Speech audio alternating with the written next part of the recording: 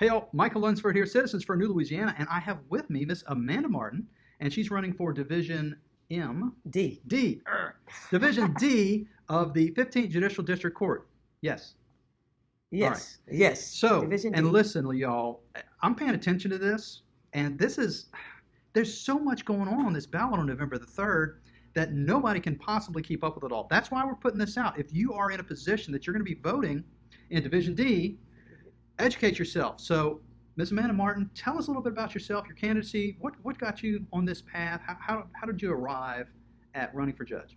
Hello, viewers. Yes, my name is Amanda Martin. I was born, raised, and educated in Lafayette Parish, in Lafayette on 16th Street. I grew up with a mother, the youngest of 5 kids, and an aunt who had 12 kids. Wow. And we had a 3-bedroom wooden frame house Wow. on 16th Street. And that's where all the kids were raised. I went to seven schools, Yikes. from kindergarten to 12th grade.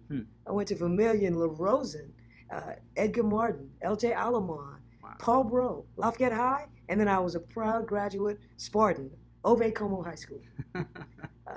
And then from there you went to USL. That's right. At that time, it was USL. I majored in pre-law and minored in English. And then I went on. I worked at Lafayette General while I was employed. I mean, going to school. Yeah, we talked a little bit before, and you told me the story about how y'all didn't have a car when you were a kid. Didn't have So a car. how did you get to work every day in school? Thank God I lived in a city that had a public transit system. Yeah. So I took the city bus to school, and then when I would get off of school, I'd get on my bike, I'd jump on my little English racer, and that's how I went to work. So if it rained, I always took the bus. Yeah. But if it didn't rain and it was good weather, whether it was summer or winter, Yeah. I got on my bike. Yeah, we're in South Louisiana. What's the difference between summer and winter? That's right. I cycled my way out of school. And but you didn't just work part time at the at the Lafayette General. It was a full-time job. Right. I took average 21 hours a semester while I was at UL, and then what I did is I worked the 3 to 11 shift full time. Wow. As a unit secretary on the neurology floor. So I got to see a lot of doctors and learn a lot of interesting things about medicine also. Well, it's certainly a unique perspective.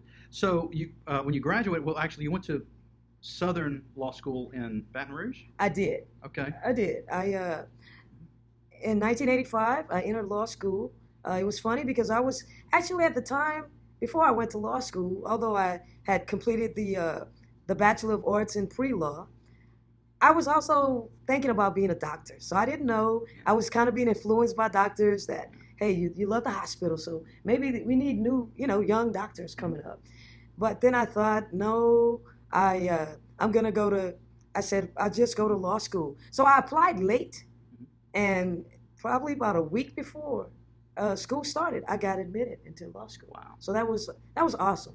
Yeah, I can imagine. Now you did that for the number of years required, and then you tried to come back to Lafayette, but for whatever reason that didn't work out. Right. I lived in Baton Rouge while I was going to law school, and then after I graduated and passed the bar, I tried to get a job in Lafayette. I tried with firms, but while I was working at General Hospital, I was making $25,000, and then I did get one offer from the Acadiana Legal Services, and they wanted to pay me $19,700. Wow. And I said, wow, I'm Dr. Martin. I just can't take that. Right. So I had a job offer also at the Attorney General's office in the Consumer Fraud Division, but that didn't work out because there was a hiring freeze in Louisiana at that time. So you ended up at an oil company. Yes, I left and pursued employment in Houston. In a couple of days, I got a job at Shell Oil Company. Wow. So I did some corporate work until I could take the bar in Texas. Great. And so you're familiar with, all things Louisiana. Obviously, you're familiar with our medical industry. You're familiar lately because you did come back to Lafayette. You've been here for a number of years. Oh, yes. I've been back since 2007. Yeah. But I always maintain my Louisiana license because you always have family and friends and strangers that need help. So I practice in both states my entire legal career. Wow. And you know the oil field because you worked in the oil field. So I did. I worked in the oil and gas section of the international law. Now, but to come back all the way to Lafayette, it wasn't a profitable move for you, but you felt the calling home, right? Right.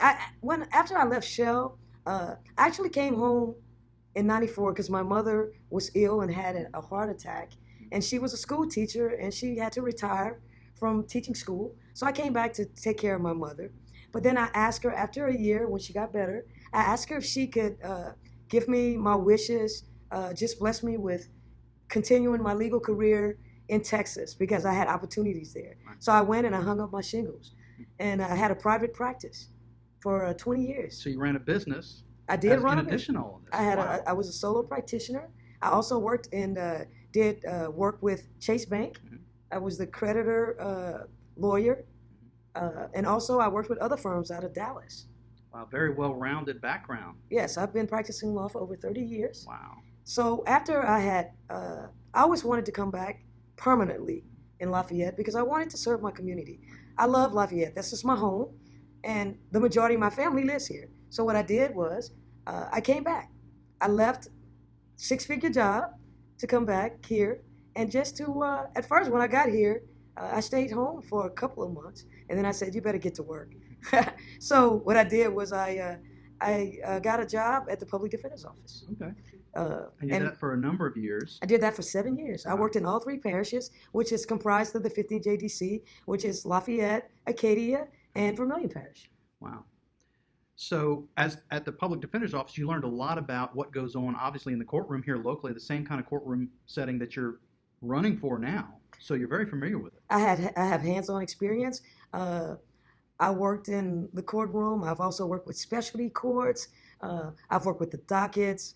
So I'm very well versed in the courtrooms, how they operate, the matters that the Division D handles. So yes, I am very fortunate to have been part of the courtroom where I now wish to become your next judge. So we talked earlier about some ideas you had, some changes or improvements that you saw perhaps the ability to impact if you were fortunate enough to win. One of those things was something called the Simpson list. I'd never heard of that before. What is that Right. about? The Simpson list is what they call the priority list.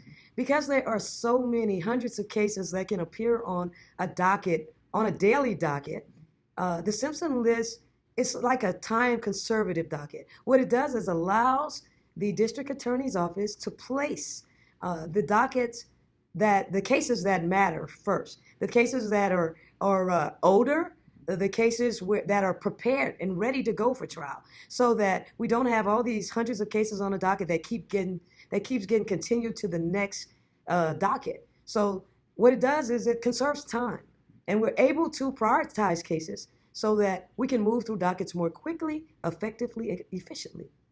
Well, that's fantastic because what we need, not just in the court system, but in government completely, in all of government, is efficiency.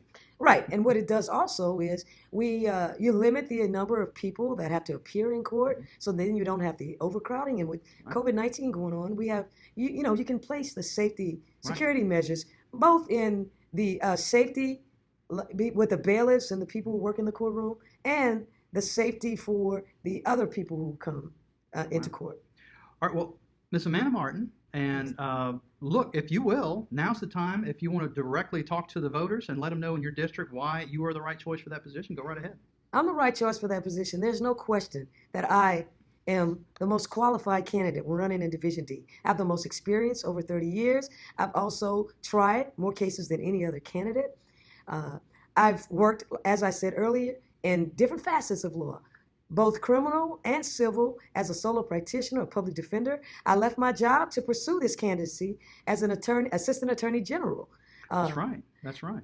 And I believe in equality in our system. I believe that we all should have the same opportunities in the courtroom. It doesn't matter, just like COVID-19 has no discrimination, justice should have none. Justice is blind. We have to do things that impact families to make it better, to make our community better. I am real, I am relatable, and I am approachable. I will be fair, firm, courageous, fearless, and do what's right for anyone who comes into my courtroom. That's right. And you are probably the only candidate right now that's on a leave of absence. Yes. That's unpaid. So the other candidates still have jobs, but because of the rules at the Attorney General's office, you actually have to step back and not be on salary or actually work. You have to do this full time. And Yes, my yeah, job is campaigning. right. Campaigning to be your next judge. All right. Number So, 76 on the ballot. Ms. Amanda Martin, do you have a website? What's your Facebook page? Yes, it's www.vote Amanda Martin for Judge. And then my Facebook is Amanda Martin for Judge. Excellent. Well, thank you so much for coming in. It was a pleasure to get to know you.